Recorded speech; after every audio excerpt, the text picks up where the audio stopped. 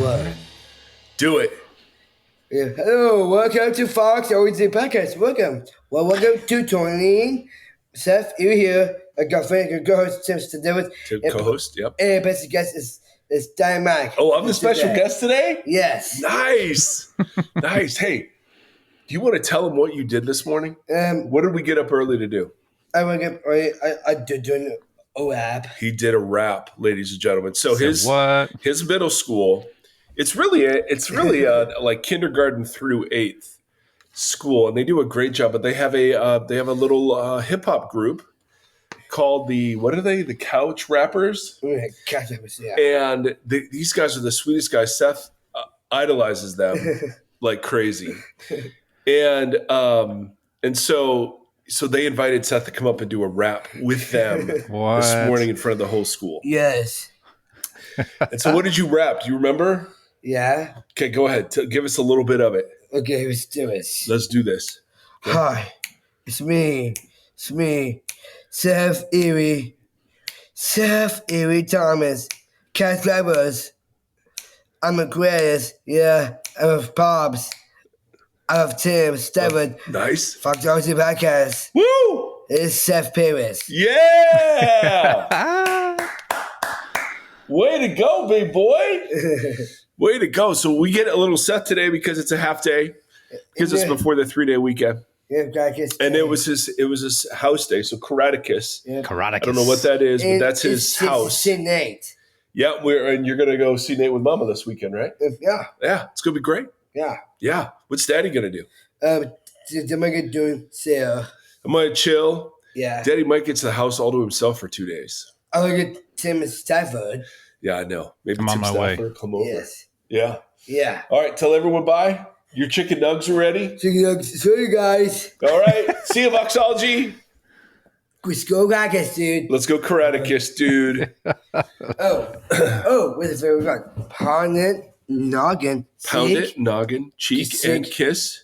See, nice. Oh, that's like his signature sign off. Pound it, noggin, cheek, kiss. Yeah, Perfect. Kisses. So that's his signature sign off. Ladies and gentlemen, Seth Erre is, he's a man fully immersed in the digital culture. So well done, Mr. Seth. You know, I gotta say, bro, the way his school, I mean, as far as we know, but when I'm there and watching it, the way his school treats him is it's just amazing. School and your church. Oh, our church freaking rocks too. He closes, if you're not familiar, he closes our services every week at the 11 o'clock service.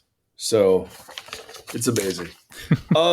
Timothy, how are you? We just hit record. I haven't even said hi to my friend yet. I'm good. Because I just did another podcast. I was a guest on a podcast. I was in the opposite just before this? mic. Just before this, bro. Yeah, it was very popular. Well, I don't know about that, or they were desperate. But if you want somebody who can fill an hour's worth of like airtime, like I'm your guy. If you want a guy that can hang and ask great questions with a guy who can hang and talk for an hour, Tim's your guy. And I mean, I don't know. Anyway, that was fun. Timothy, so you're doing okay? Yeah. Is your house healthy? Your Everybody is currently healthy. Yeah. It's cold. It's been cold or maybe it's just cold because I'm down in my little cave, but yeah, it has been cold lately and raining. Tell me about cold. I thought you liked cold and raining. I would assume I do. That's your weather pattern. But I hear everybody else griping about it. Like when the groundhog popped out and saw his, or whatever did he see it? Did he not see it? Which one means spring is coming earlier? No idea. Don't care. Spring is coming earlier, apparently, and they're all excited. And I was like, really? It's going to be hot soon enough. We went river rafting, my wife and I, in the winter, cold river this last weekend. What? And it was insane. So you had wetsuits on, hopefully. Wetsuits and gloves and booties, and it was still freezing. Can I ask you a question? I mean, yes. So they do offer these trips in the summer. when the water is warmer. We also do it in the summer. This is a new thing. We have a buddy who has his own boat, and so he's teaching my wife how to lead because she's having so much fun with it. So he lets her guide through some of these rapids. So just the three of us on not a full, like a smaller raft. Yeah, but we're doing up to class 4 in the winter. It was cold, dude. But it was Holy fun. Cow! It's a great way to spend an afternoon. That's fantastic. I could see Shauna doing that. The teacher voice coming out. Uh-huh. Absolutely. There's been a lot of stuff going on. I mean, first of all, we have a new Pearl Jam song. So it's true. Gen Xers rejoice. It's called Dark Matter off of their titled LP, Dark Matter. And what do you think? Do you like it? I do like it. I don't think they're like, it's our best work ever. It's like, well, let's just say it's your best work today. I don't know if I have to quantify everything, but it's like, it's fun. It's hard. It's dudes in their 60s making hard music still, which is fun. Yeah. And I love, like you said, it has that Stone's playing through that drum machine pedal that he uses on UR. So that's fun. That's one of my favorite songs of theirs. Yeah. And then today, one of my favorite current bands, Idols, put out a new record, and it's already great. The Idols? They're just called Idols, and not Idols like IDOLS. It's IDLES, like sitting of course. idle. Yeah, like Eric Idle, or I have too much time on my hands. Idle. Exactly. Not idol worship. I mean, let's just be clear about that. No, that's awesome. I was just rocking out in preparation for our podcast. Very often I will put on some grunge music. And so Audio Slave Like a Stone was played in our household. Yeah. Seth Theory likes it. Seth Theory is a fan. I don't know why I brought that up other than we're talking about Gen X music. We've got today, what I want to do is we've got some further clarifying questions to get through, which is not shocking. Let's just be honest about that. But when we talked about outcomes and kind of patience and being faithful versus being effective, that stirred up a number of questions from our community. And you know what else stirred up a number of questions is that did you know there was a big football game on last weekend? I don't know if you're aware of this. It's the Super Bowl. It's not about soup. It is. Yeah, I know. I love good soup. It's a football game. And were you aware? I don't know if you were aware. We had some people over, but the highlight was we found out there's a really good Mexican market in the far corner of our little town. Like, I didn't even know it was there. And oh my goodness, the tacos that we had were something else. See, that's perfect. I expect that from you. I won the Super Bowl. I don't like watching the Super Bowl with people because I actually like football. Yeah, that's how my good buddy next door, and he's a huge 49ers fan. He's like, I don't want to go to any parties. I don't want anybody in my house. So my wife and I are just sitting on the couch, and I'm, talking about what they're doing and rewinding and whatever else. And I'm just having a great time. There's no one there to comment on the commercials and whatever else. But Jesus made an appearance, Tim. I don't know if you heard that. I did. I saw those. He gets us. If the goal of the He Gets Us campaign was to rile up all sides of Christian Twitter, it succeeded. Mission accomplished. If that was the goal, perfect. I mean, the hot takes were being taken. I mean, we had, let's spend $7 million on the poor, which is amazing. Yeah. We also had Jesus did teach us to hate. Because they were reacting to the foot washing one that said Jesus was against hate, or Jesus didn't teach hate. And they're like, actually, he did. He said to hate your mother and father. So there. You had the Mark Driscoll take. Hey, yeah, of course Jesus washed his feet, but he still sent Judas to hell. Right, I saw that too. and then, hey, dude, foot washing, that's really just something Jesus does for his disciples. So the idea that he'd do it for all these unbelievers is wrong. Driscoll's got to be exhausted with the amount of just vitriol he's created over the last. I don't think so. I think that's like nitro fuel for him. that guy. Yeah, that's his Red Bull. Yeah. I think, yeah. And the fact that people still pay attention, what can we do? The fact that we have an audience, is almost as shocking. So It's true. Discerning Perhaps minds. More. Yeah, exactly. But it was just funny because I was just living into, like, my kids didn't even note it. I mean, it flew right by them. It wasn't like if they're targeting people who are really far from the church, I just don't know. I don't know, man. I mean, I would pay $7 million for a community of people to actually live that way. I think that'd be pretty cool. Yeah. So, not that I have 7 million, not that you could buy that, but I'm just saying it was just interesting. Did you have any thoughts on it? I mean, it's just funny. What I opened Twitter up Monday and expecting, man, the demonic halftime show or something. And instead I'm pummeled with, he does not get us. That is not the gospel. And I don't know. Do you have thoughts?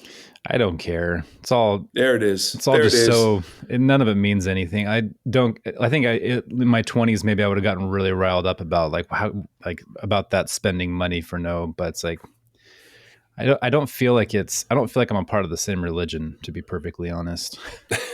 So I watch that, I'm like, whatever. Have fun. Yeah. I mean, all the Super Bowl is exactly that. It's all like a giant advertising campaign for something. Oh my goodness! And then you look who's behind the He Gets Us, and it's like Hobby Lobby and these corporations who have put some money into some much more nefarious things that I don't support. So whatever, wow. Guys. Tim had a great line years ago. Maybe it was a year ago. He just said, "I'm too tired to be jealous." It's true.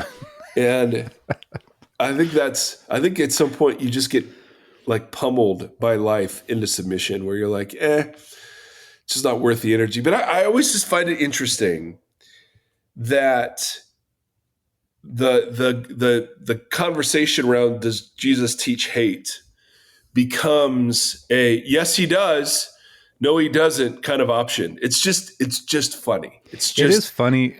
I was reading this morning that 1 in 5 Americans believe that Taylor Swift and Travis Kelce are part of this like dark, underground thing to get Biden elected. And they're working for this covert government organization. No 1 in way. 5. No way. 1 in 5 Americans believe that there was microchips in the COVID vaccine, that blah, blah, blah, blah, blah. And I don't buy that it's that high. Statistics be damned. I don't buy that it's that high, but okay. I don't know. It's pretty wild. But then I'm just like, so I associate some of that stuff with that too, where it's like, can truth cut through the garbage and rise to the top? Or because that was if it's embodied. Well, that was the thought with Facebook. He said that he thought like truth will always permeate to the top. It will always be a thing. And what we found is this exactly the opposite. That's just a breeding ground for. Yeah.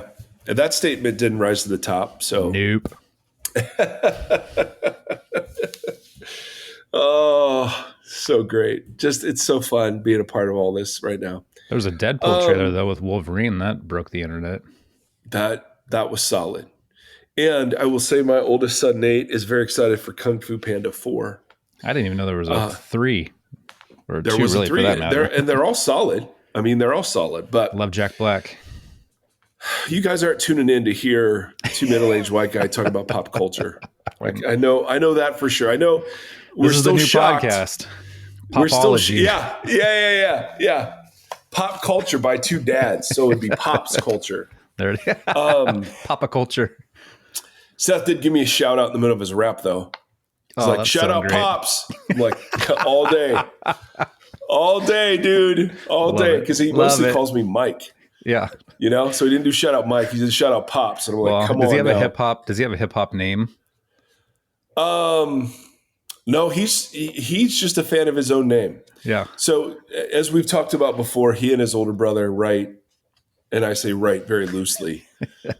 They do. That's great. Songs. So it's often something about Seth Theory being the greatest, which, I mean, of course, what else would you talk about if you're Seth Theory? It's just amazing. It's just amazing. Pops. So anyway, it was just so sweet to see these junior high boys, who are like, so we went to Seth's winter choir concert, and these guys performed, and they're like thanking their manager and their social media. I mean, and it's hilarious. It's so endearing because they're taking this very junior high seriously. Yeah. And Seth just went absolutely berserk. So he was in the choir sitting behind them, and that boy started rocking. Like we thought maybe he was having a seizure. We weren't quite sure. He was going absolutely nuts. Yeah, I love it. So these kids would just invite him to come up and do a little rap. Yeah. And stand up there as they do it. It was just hilarious. It's wonderful. Man, so sweet. So that's where, if I get off social media and I'm like, that's where I see good. You know what I mean? Like, there's just a whole lot of awful out there, but there was something that was done on Twitter about what percentage of the population has a Twitter account, what percentage of the population posts more than once a month. And it was such a tiny fraction of the real world population that it was like, oh yeah, this doesn't matter. Done. Yeah. No, this does not matter. Back to good fruit, bad fruit. Good fruit, bad fruit. Outcomes and effectiveness. We got this email in the most recent Q&R episode 441. You discussed evaluating good and bad fruit to address the first question, and then you discussed not controlling outcomes to address the second question. Can you help me tease apart fruit and outcomes? I love this question. I find controlling outcomes to be so prevalent around me that when I look to evaluate fruit, I find I look at outcomes. Oh, so genius. Our community is so freaking smart. I see communities that highly value outcomes, only look at outcomes, and are blind to good fruit. I see other communities that say they don't value outcomes at all and are blind to bad fruit. I would appreciate hearing your thoughts on the podcast, or I would appreciate it if you have the other resources that you could help turn my attention to fruit instead of outcomes. And then another one along those same lines. Could you do a podcast to remind me of a more extensive treatment episode on how Jesus is not oriented around efficiency and controlling outcomes? This is the constant tension in our megachurch. I've pointed to John 6 and how he's abandoned and looks at his disciples and says, hey, are you guys going to leave too? And then to several of the outcomes in Acts. It would also be really helpful where we see that faithfulness. That faithfulness is the call. All right, so my friend, let's do this. Let's do some teasing out or picking of the brain, which are just such interesting turns of phrase. So fruit is a form of outcome for sure. Another way of saying result of something, yes. But an outcome, the difference is the pre-planning. An outcome, in my mind, is something that you can achieve through strategy and steps and effort and will. Fruit is something that you don't accomplish through any of those things. And that's where the agricultural metaphor of fruit really helps us. So Jesus, this is one of my favorite parables of Jesus. As I get older and less concerned about outcomes, this is so genius. He says, this is Mark, I think it's Mark 4. He says, this is what the kingdom of God is like. A man scatters seed on the ground. Night and day, whether he sleeps or gets up, the seed sprouts and grows, though he does not know how. All by itself, the soil produces grain. First the stalk, then the head, then the full kernel. And I think that picture, a man scatters seed or a woman scatters seed, and then they go to sleep. and that phrase, all by itself. Now, obviously, the farmer can help or hinder the growth, but the farmer doesn't produce the growth. The farmer doesn't control the outcome. The farmer just controls the environment where fruit can be produced, right? Mm-hmm. And that's the difference for me between fruit and outcome. Outcome is something that I see is under my control. We're going to baptize 50,000 people, which means in the next 10 years, which means we've got to do 5,000 a year, which means we've got to do 600 a month, which is whatever it is. I mean, I don't know what my math is, but and you just sort of, you do programs and it's your goal and whatever else. What I see in fruit, and this is what Alan Kreider, making sure I pronounce that right, was getting at in his book, Patient Ferment. That's why he loves the ferment kind of illustration, is you introduce something and then it has a life of its own. And this is what the kingdom of God is like. It has a life of its own.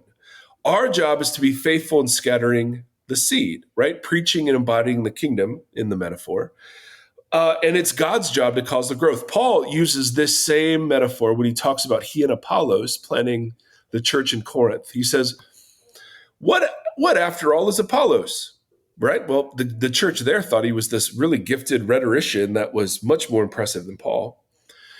And what is Paul? I mean, Paul planted the church, and a lot of the converts had come through Paul's ministry.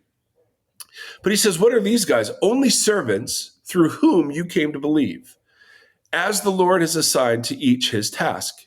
I planted the seed, Apollos watered it, but God has been making it grow.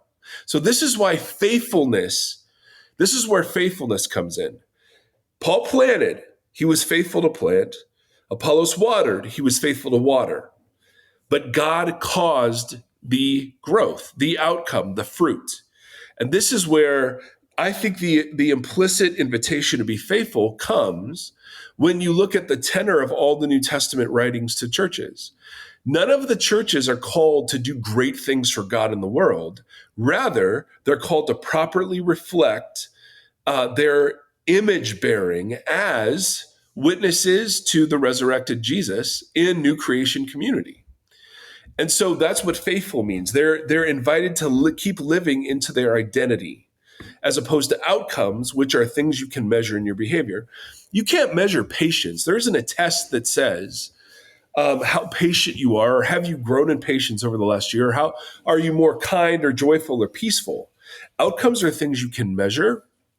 Fruit, you can tell, but you can't measure it in the same way, right? It's a cultural thing you sort of pick up. It's a flavor, if you will, or a smell. It's something that's in the ambient culture. It's not something that you're pointing to, saying, guys, we're going to work at being more patient this year.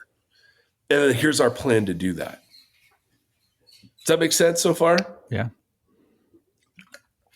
So fruit can be an outcome, and I would want the outcome of our community to be love, joy, peace, patience, kindness, goodness, gentleness, faithfulness, self-control. Absolutely. But what's my job in it?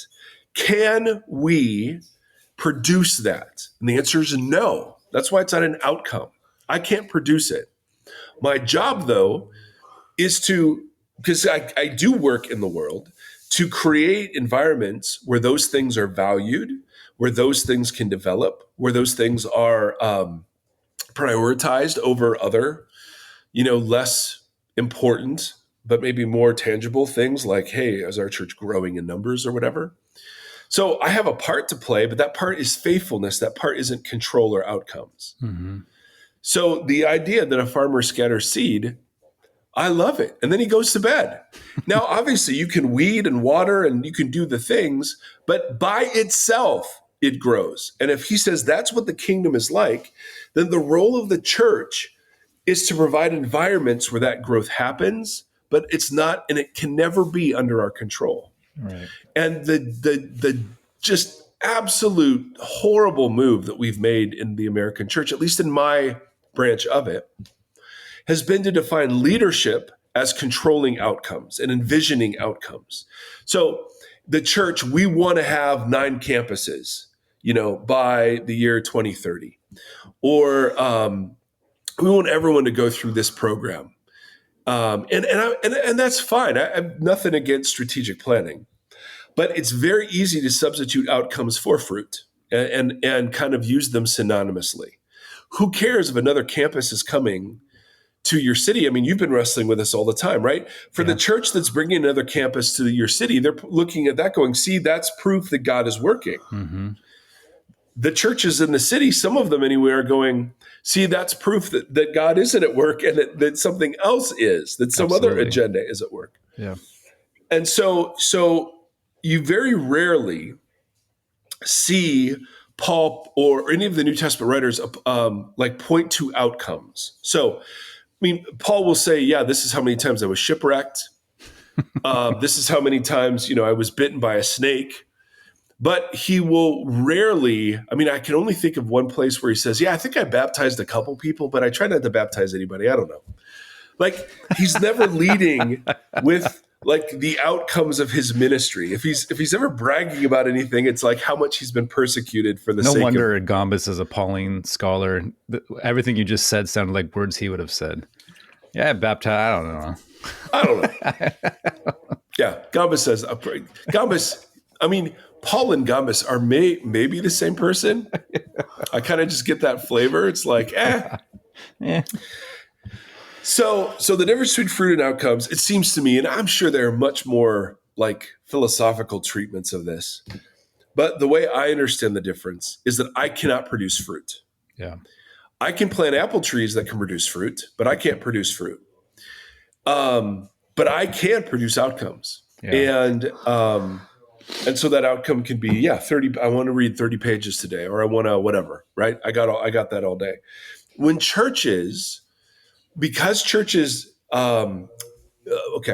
because in megachurch land, and it doesn't matter how big your church is, like megachurch is a state of mind. It's a value system that prioritizes certain things above other things.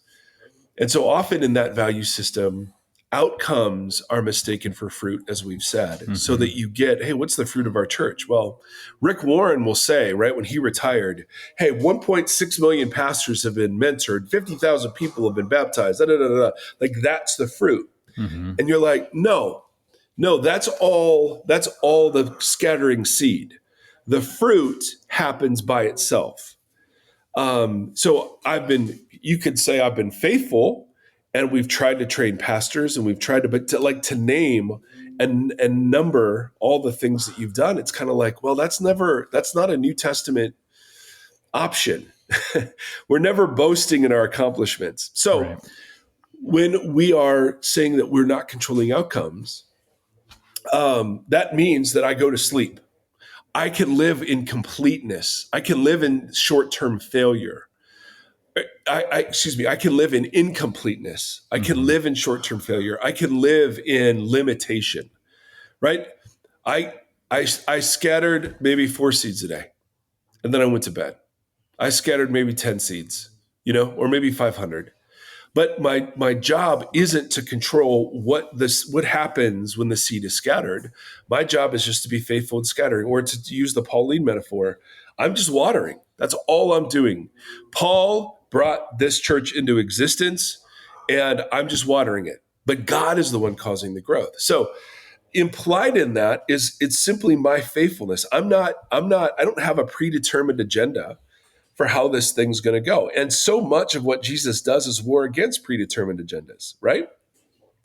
Certainly on the messianic side, here was the Messiah you're supposed to be. But even as he talks about the Holy Spirit, he's like, hey, think about the wind. Good luck harnessing that. Well, my personal agenda is so short-sighted.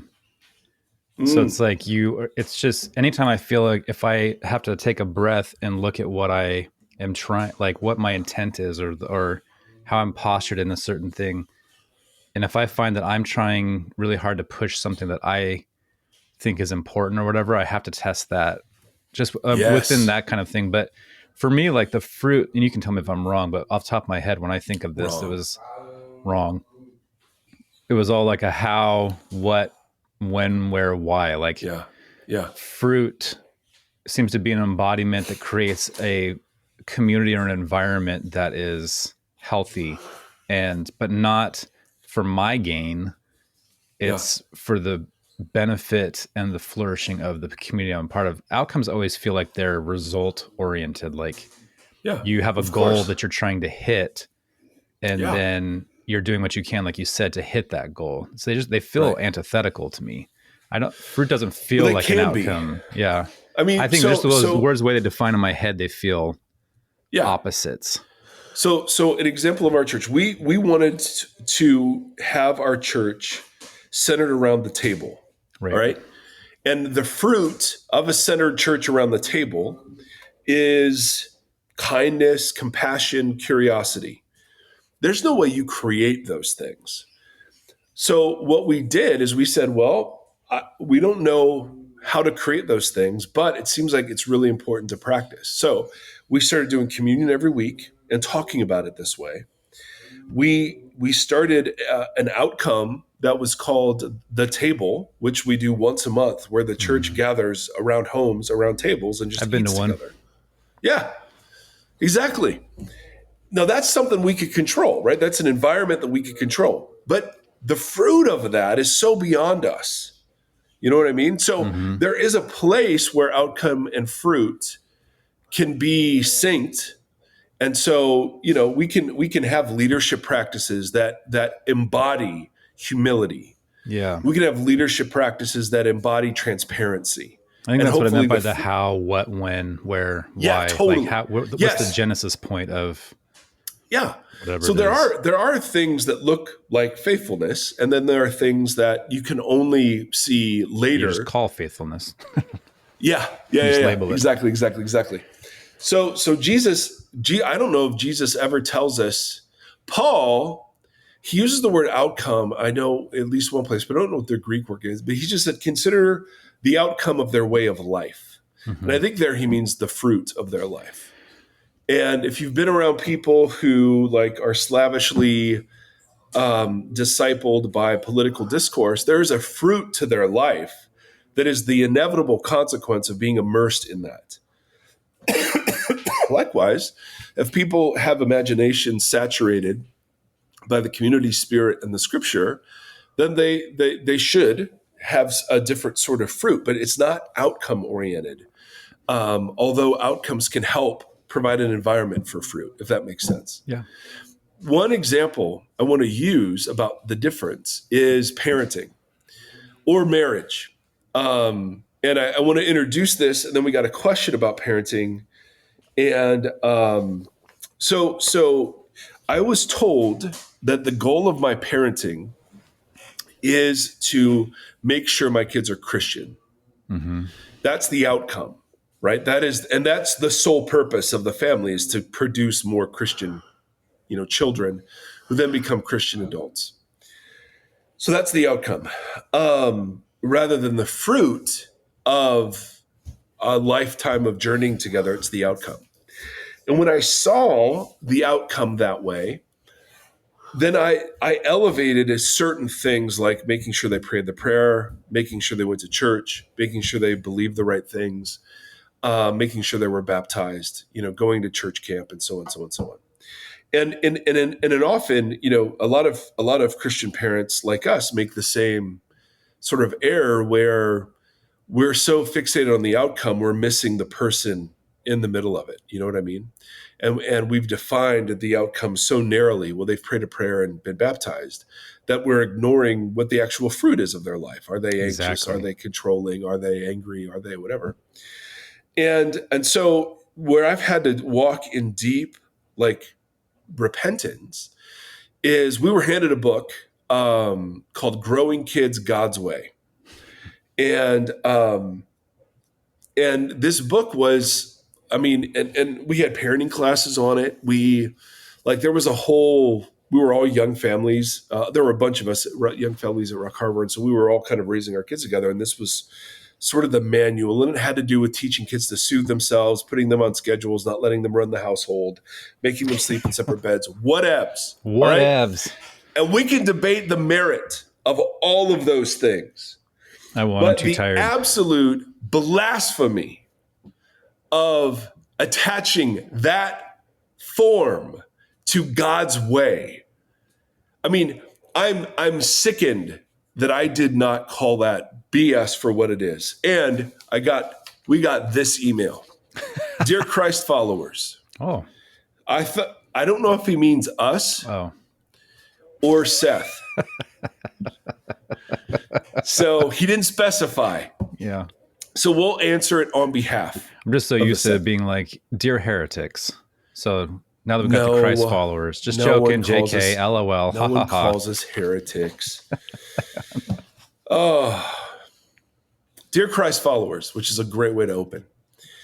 I really appreciate the podcast and how it has provoked me to think more deeply, be more curious, and ask more questions. So we didn't sit down and say, hey, how do you have an outcome that produces this? Exactly. But if we ask, hey, do we like what our podcast is doing? And people say, this is the fruit in me. We're like, yes, that's fruit that we really value. This brings me to a question that's been heavy on my heart for a while. Me and my wife attend a church that's a little more on the boundary set side, but it's where God has us. And rather than give up, we want to live out Christ in the context we found ourselves in. Now, let me just stop there and say, how freaking awesome is that? Mm-hmm. Because my first response is to be like, I'm out, dude, no way. For their response to be, no, I think we're called here. Even though we really don't agree with this, I just admire that. Mm-hmm. We are taking a parenting class, and they are very supportive of using the rod. So the rod is from Proverbs. Use the rod or spoil the child. Like, those are the options. You've got to use the rod to discipline or spank, or you spoil the child. Mm-hmm. All right? We're taking a parenting class, and they are very supportive of using the rod in a, quote, biblical way. As I've tried to follow Jesus, this has been hard for me to reconcile. I know training my kids is important. I want to teach them to respect authority. I was spanked growing up, and it never made me doubt my parents' love for me. But at the same time, I've come to realize that it may have played a part in the person I've come to be now. I'm extremely hard on myself. I'm constantly trying to please everyone. I have a tendency towards self-hate, self-harm, and self-destruction. I never feel good enough. And even when faced with unconditional love, I don't know if the discipline I received as a child played into there or not, but either way, I have a hard time seeing Jesus asserting authority over someone through force. Mm-hmm. I do discipline our kids, but I don't like it. I feel awful every time it comes to that. I don't know what to do, but I'm not sure what's right. There is a lot in Proverbs about the value of the rod. Oh, Proverbs has much timeless wisdom in it, and I don't want to just ignore that. Do you have any insight? Well, dear listener, let's talk about outcomes and fruit, shall we? So, disclaimers. Most of you who've listened to this have met my children in some capacity. Nate's 20, Hannah's 18. Seth, of course, rock star. You will know from their interactions with me that, like, we have a close relationship, but it is not even remotely perfect. Or have they made choices that I would have preferred them to make in human life? And so I want to just set out that I don't trust parenting advice from hardly anybody. And so I hesitate to give some. Tim might be the better parent of the two of us, but they're still works in progress. So they're at the beginning of their progress. Yeah. So we'll throw some ideas out, but we're hardly experts, is my point. 100%. If the outcome of our parenting is that these kids are walking with Jesus their whole lives, then I don't know if I'm successful or not.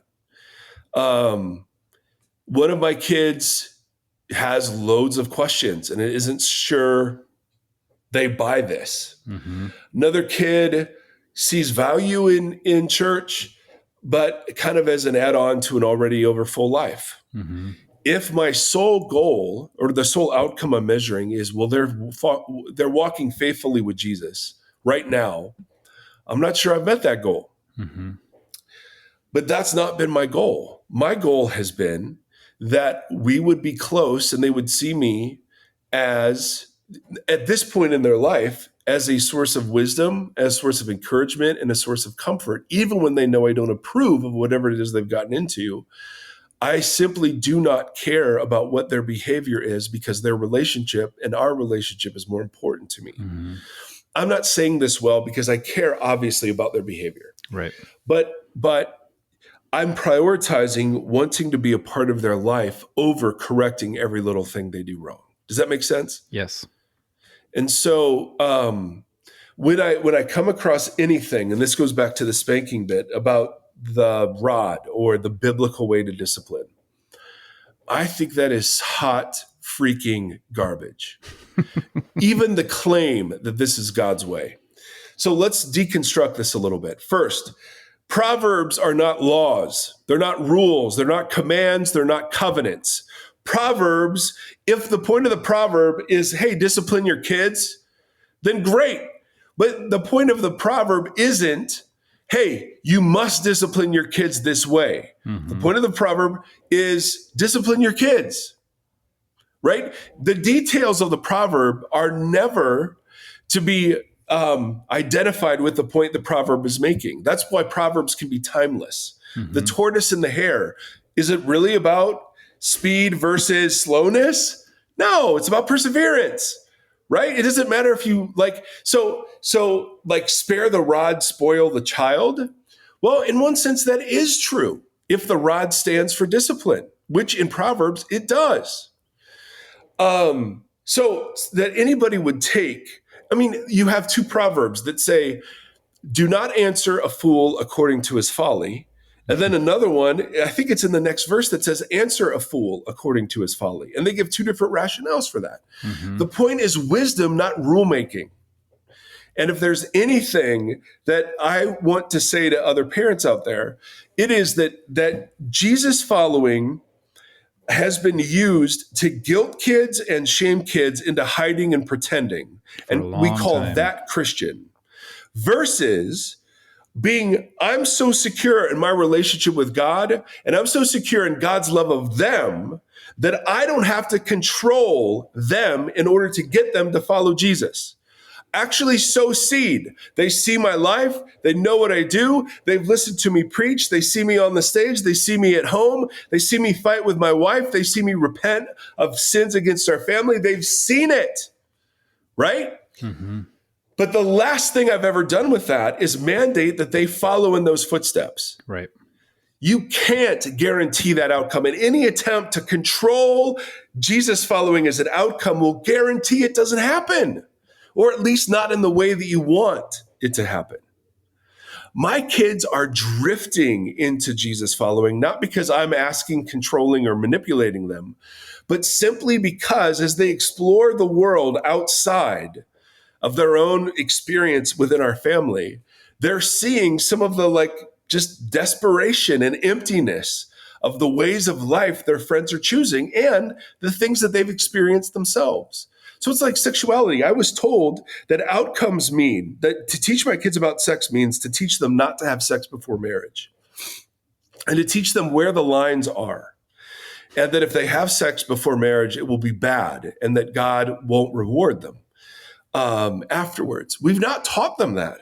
We've taught them about having a healthy relationship with their sexuality, which means pornography and masturbation and all the things, and recognizing that they are very sexual creatures these days, and that getting to marriage as a virgin isn't what the goal of Jesus following is, right? It's like alcohol. We knew that they drank before they turned 21.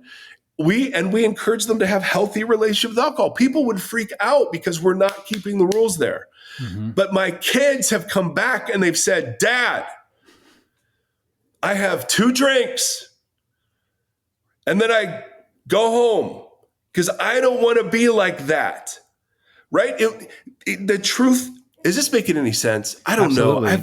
I've wanted to talk about this for so long, and I don't want to present myself as some sort of expert because the kids could go off the deep end tomorrow. The outcome isn't that my kids don't go off the deep end.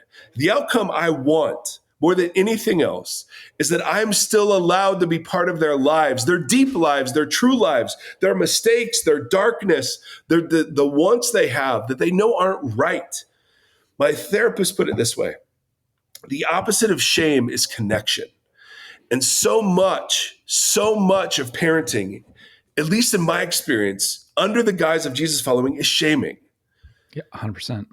And driving those kids into hiding. That you're not safe with their ugliness. You're not safe with their badness. You're not safe with normal teenage desires, right? When we freak out over symptoms, we let roots go undressed.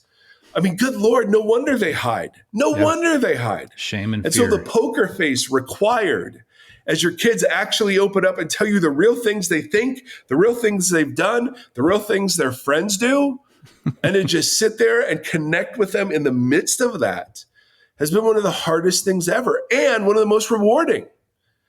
Because the outcome has not been, hey, these kids are following Jesus and having quiet times every day. The outcome has been, hey, they're making their way through this and they still invite me into the very depths of what's going on in their life. Man, I'll take that any day of the week. Yeah.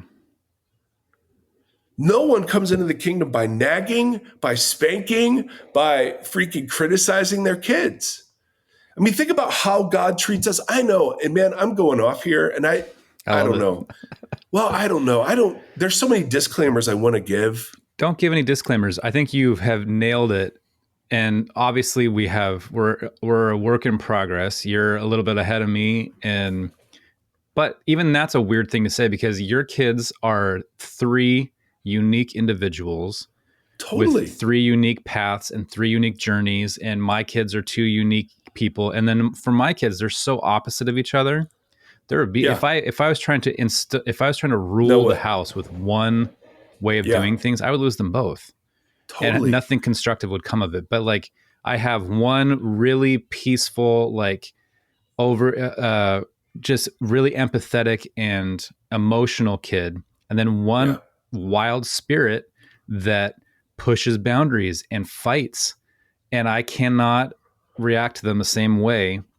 Yeah. We're learning with the younger one who's so spirited what are the best things for kids? What's the best way to drop a kid off at school? What is the attitude, the environment within the car that you should cultivate to set that kid up for success that day? And the same thing before they go to bed. How do you build that and conjure that? And then how do you give them discernment skills and critical thinking so that they can ask hard questions and feel safe to ask hard questions?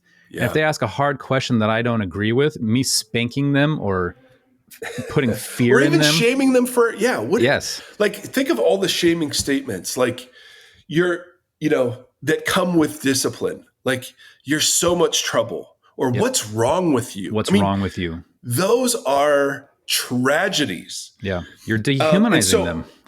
Yes. So I wish I had I really wanted to write an organized flow through this because I have so much emotion around it. And I just couldn't. I wrote 30 pages of notes and I just was like, okay, it's just going to come out. And so it's coming out awful. But to the person who's asking the question, no, if it feels wrong to hit your kid, don't hit your kid. Yeah. All right. Simple. Particularly like we tried spanking Nate and it just didn't feel good because that's what we did. That's what our parents did to us. That's what everyone was doing. We didn't like the way it felt. And I noticed it one time when Nate had hit somebody and I'm spanking him on his bottom for hitting somebody. Yeah. What weird ass message is that? Literally. We discipline our kids, but my goodness, the number of times we've done it is maybe 4 or 5. Like, we make them talk to us. Yeah. I go out to breakfast with them. We show up at sporting events. Like we just drive connection. There are times my kids will be so upset with me and I'll just sit in their room and read a book and say, I'm not leaving because I love you and want to be connected with you even in this. Yes. I love you in your ugliness, kids. And the reason I can is because I've been loved that way. Like parenting should just be what Jesus has done, which is, of course, tell the truth. And which is, of course, there are times convict. Absolutely. But in every other way, it's been invitation into connection. And it's been his kindness that's led to repentance, right? I'm so adamantly opposed to pointing at one expression of manhood and calling it biblical, one expression of parenting and calling it biblical, one expression of marriage and calling it biblical, one expression of parenting and calling it biblical. It's such bullshit. Yeah. It is such bullshit, and it's blasphemous. The point of Proverbs is to give wide guardrails. Guys, it's important to discipline your kids. And what's been great is that because our kids are so different, we've disciplined them all differently. Like what was discipline, exactly what you're saying. What was discipline for Nate was not discipline at all for Hannah. Yeah. You know? Because they're unique individuals. Exactly. You're actually receiving them as gifts and humans, and you're not, there is a time when they're little for coercive power. Absolutely. You know, I mean, there was one time Seth got in a sensory cycle so bad, he was throwing things in a restaurant. And I swatted him on the booty, and for whatever reason, that sensory input like helped him kind of snap out of it and wake up. There are times, you know, if your kid's running out in the middle of traffic or there are times for coercive discipline. I get that. But man, that's not the go-to. As questioner said, that's not a Jesus thing. Jesus, the way God disciplines is through wisdom and its influence and its community and its conviction, but it's conviction within covenant. And that's where we've talked about this before, this thing that Scott McKnight does about the kinds of love that are displayed when God makes a covenant with Israel, that God is committed to them, that God is committed to be with them, that God is for them. Yeah. And in that environment, God then towards them, he loves them towards maturity. I have a role as a parent to toward my kids towards maturity. Absolutely.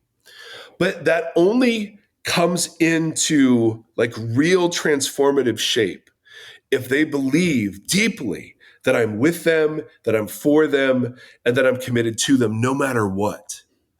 So even when my kids prayed the prayer, I said, I don't care. I didn't say that. I said, even if you didn't pray this, I would still love you and be proud of you. Even when they got baptized, whatever, when they're asking big questions, when they're disagreeing entirely with whatever.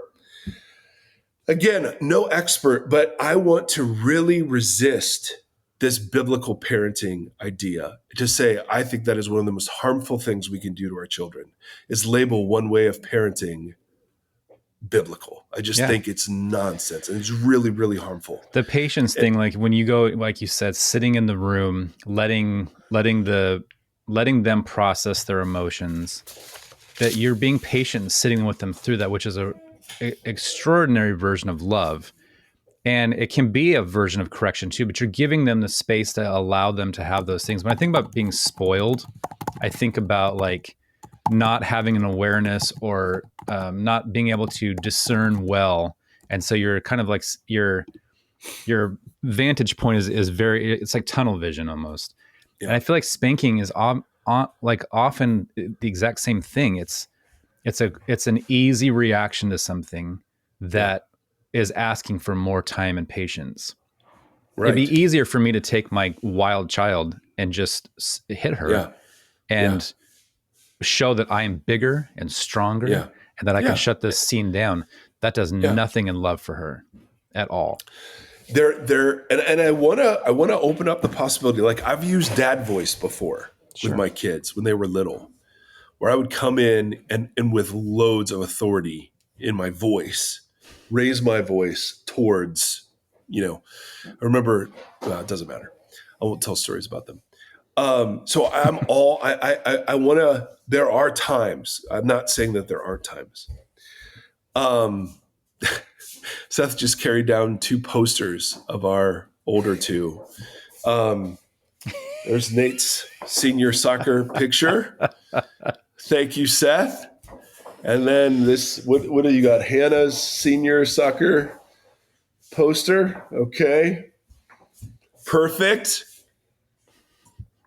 You know what's interesting is I found that when I raise my voice, often it'll be an escalating thing, usually with the spirited one, where she's raising her voice and then I'm trying to outdo that. And and this is just me, but when I walk away from those situations where I have, all I realize is that that was not my best self. And that was not me loving her the way that she needed to be seen and heard and loved in that moment. And so this is a thing, not just with parenting, but just with being a human being in my 40s, is that I'm leaning really hard into, I was talking to Gambas about this yesterday. I'm leaning really hard into trying to really understand what it means to be human in the ways that the Bible talks about and that God advocates for, not in the ways that the church has taught me, but in what it means to live into full humanity and what it means to like encourage that in other people. And so a lot of that is a lot of patience and knowing when to hold my tongue and knowing when to discern and knowing how to do these things. And that's a lot of work, but I'm doing it out of love and trying to exalt and lift up other people. So that has to be the way I live with my family too. I try to do that with my kids. Yeah, exactly. See, we know what the boundaries do. Yeah. Well, boundary focused parenting, right, is often fear-based. Yeah. And it's the goal of my parenting is to get my kids to behave in certain ways. So it's sin management. And that's, I mean, that's how we see. So if that's how we see Jesus with us, it's not surprising we look at our kids and say, okay, well, stop doing that. I'm more interested in formation. So how does Jesus form me? And because very often Jesus will look at my behaviors and go, okay, well, that's super not great. But that's not the issue. Those behaviors come from somewhere. Yes. And because you've been formed into a certain kind of person through repeated habits, patterns, believings. That takes a lot of work to get out of that. And it takes a lot of work. So I'm interested in being a voice that forms rather than a voice that manages sin. Yes. So we're constantly blessing, and instead of shaming, is in terms of identity, we're blessing in terms of identity.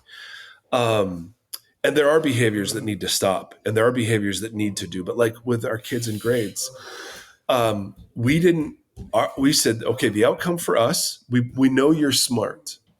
You're differently smart. We know you're smart. And so here's our expectation about what your grades will be like. We will not manage your bedtimes, your social calendars, your curfews, unless for safety. If you've met this threshold, fantastic. We weren't going to fight bedtimes every night. We weren't going to fight. The only battle we fought, and this was brutal, but it was social media and it was phones. And they didn't get social media until late. They didn't get smartphones until late. And that was hard on them and hard on us because it was hard on them. But again, I don't want to present as like we've got it right. I'm just saying that I wanted to fight a battle that would allow me to be friends with my kids when they're 35, when they would feel comfortable saying to me, hey, I really blew it with my family. And that means it's just what you said. You've got to prioritize some things and not worry about other things, and it's super, super hard to do. But what you're presenting is center set parenting. It's invitational. It's focused on the center, which for parenting is a relationship with me and them, and ultimately Jesus, right? That's the center. The center is their relationship with me. So they're either turning towards me or turning away from me, and me with them too. Yeah. And so I don't measure how good they're doing on the basis of some outcome. I measure how good they're doing on the basis of how connected we are into their real lives. I don't know, man. I don't know if this is helpful. I want to re-record it all. So I think it's good. I think it's provoking the important questions. And again, this is going to be different for every family and every place and every walk of life. But I think that's the point. Like, I think that's why there's not a really specific blueprint for how to be like what is a Christian supposed to do every single day? Like, get up and follow these 25 steps throughout your day. Instead, it's these postures and these ways of living and these ways of engaging in the people around you and that kind of stuff. Like, God's inviting us into something that we have agency in. And that's really cool. But where the agency is on the faithful part, not the outcome part. Absolutely. And I think that you see that, like, this was you did a good job with your segue. The fruits and outcomes with kind of how you do some of these things with your children, both before and after the fact, before the action that you want to discipline and after the discipline has happened, however that works for you, right. The postures within those, I think, are a little different. And I don't know. I keep thinking I had such a revolution and a revelation when I realized that I've been ashamed and afraid my whole life. Yeah. And in what shame has done is it's kept me isolated. Yes. And so like when people like you and others who are close to me have seen some of my deep ugliness and have chosen, to stay connected to me. That was revolutionary for me. Absolutely. I had been so isolated in megachurch land and in professional holiness land that I was just convinced, I could never be truly ugly. And even though I knew, of course, the ugliness was in there. And so the idea of loving our kids in their badness or demonstrating presence in their badness so that when bad happens, they turn to us and not away from us. Good Lord, that's been revolutionary. Well, the ugliness and the badness is not who they are. It's not who you are. It's not who I am. It's Right. symptoms of other things that are kind of entwined within us. And so it's so important to not. That's it. Well, our That's generation is just like, this is what therapy has been for me, is like one of the avenues of therapy has been unraveling this immense shame that's not even rooted in anything tangible for me. Like there's been these things where it's like, I have some kind of weird version of anxiety where my brain will make up terrible events that I didn't do, but it will attach my psyche to them. And I'll start feeling shame and anxiety about things I didn't do.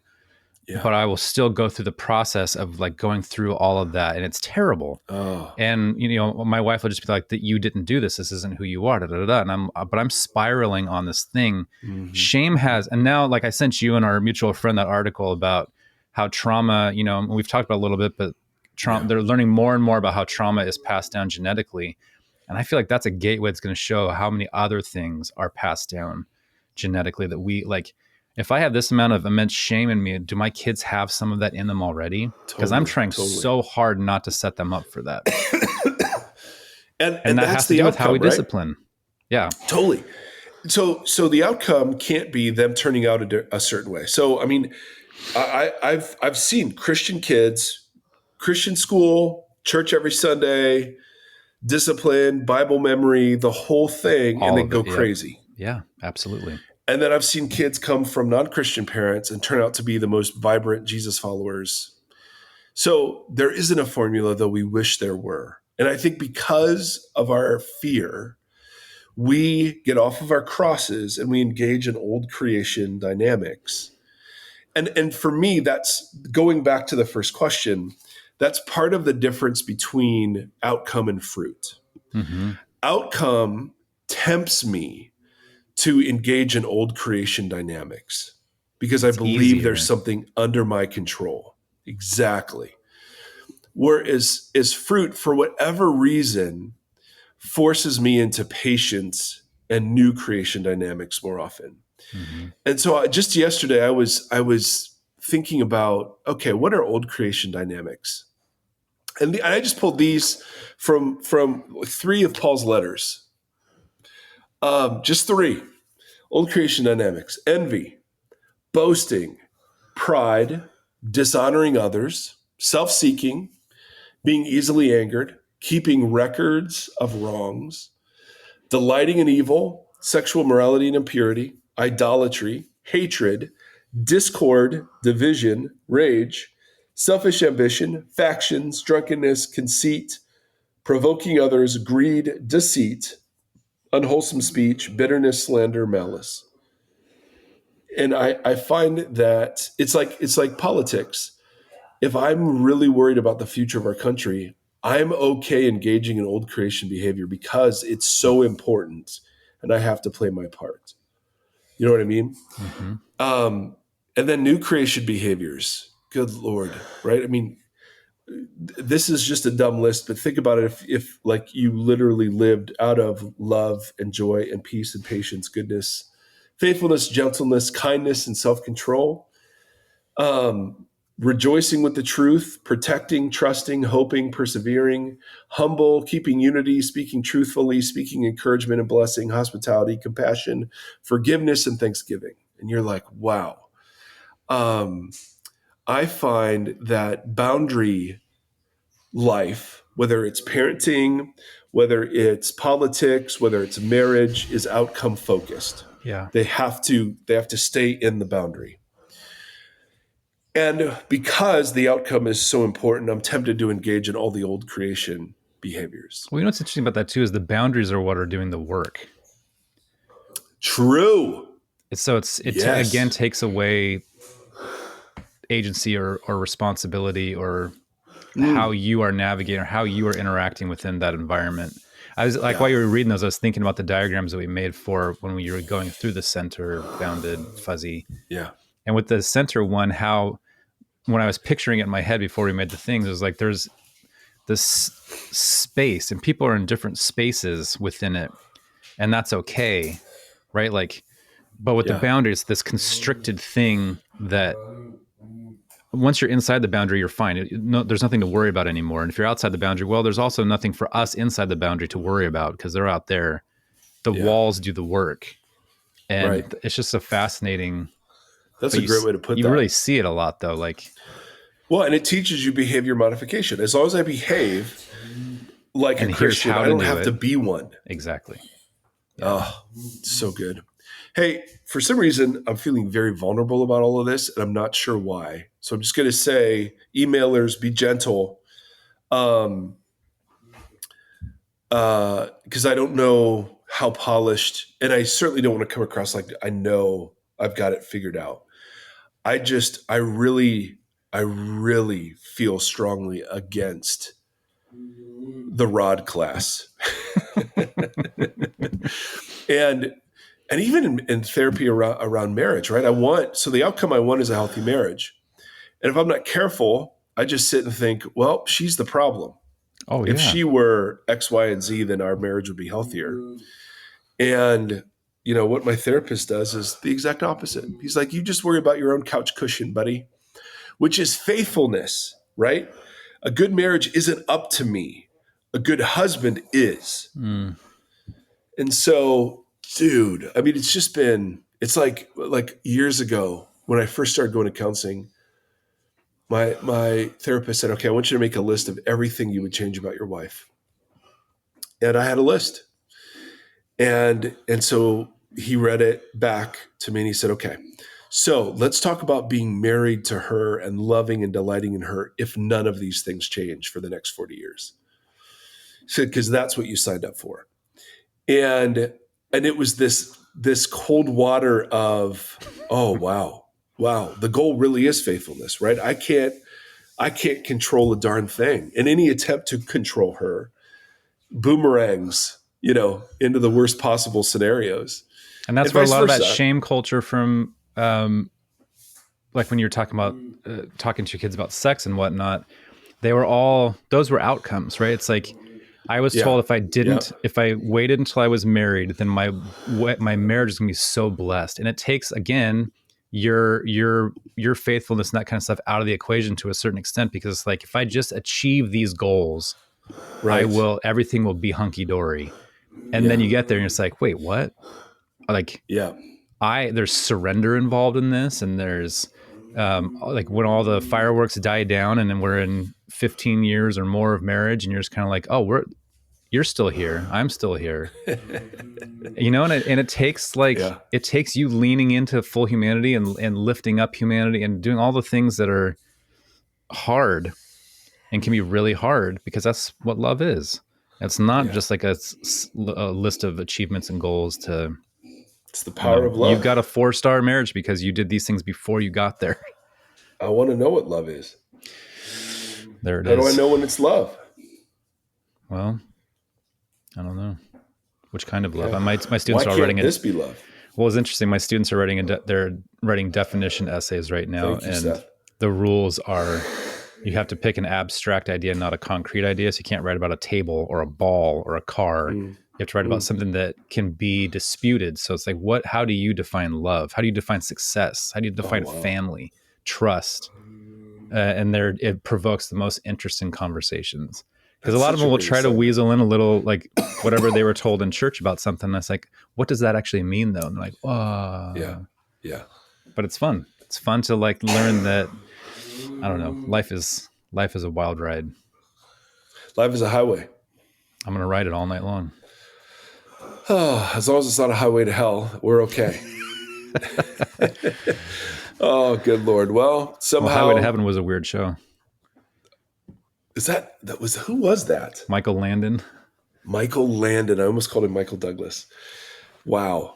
I don't think I ever watched. Did he have a dog?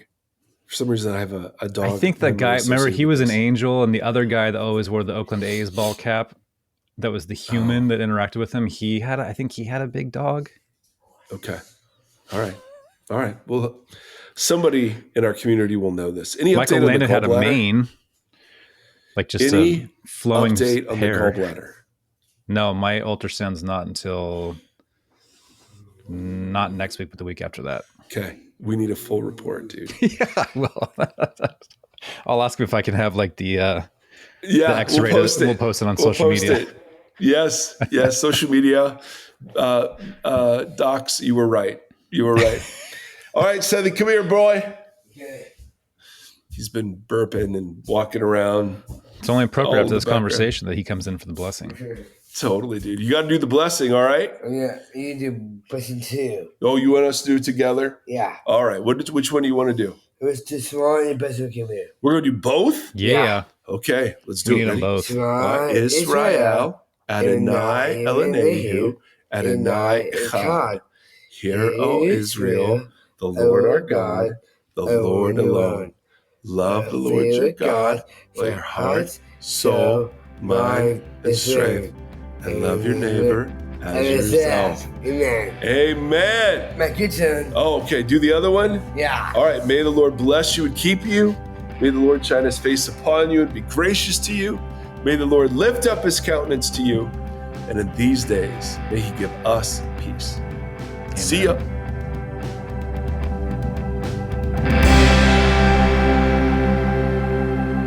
Thank you for listening to this conversation. The Voxology Podcast is a 501c3 nonprofit organization that is made possible by listeners just like you. If you'd like to partner with us, you can do so at patreon.com/Voxology Podcast or on Tithely, tithe.ly, search Voxology Podcast. You can interact with the hosts on Facebook /Voxology Podcast or on Instagram at Voxology Podcast and on Twitter or X, whatever it is, at Mike Erie. Thank you for walking this long road with us.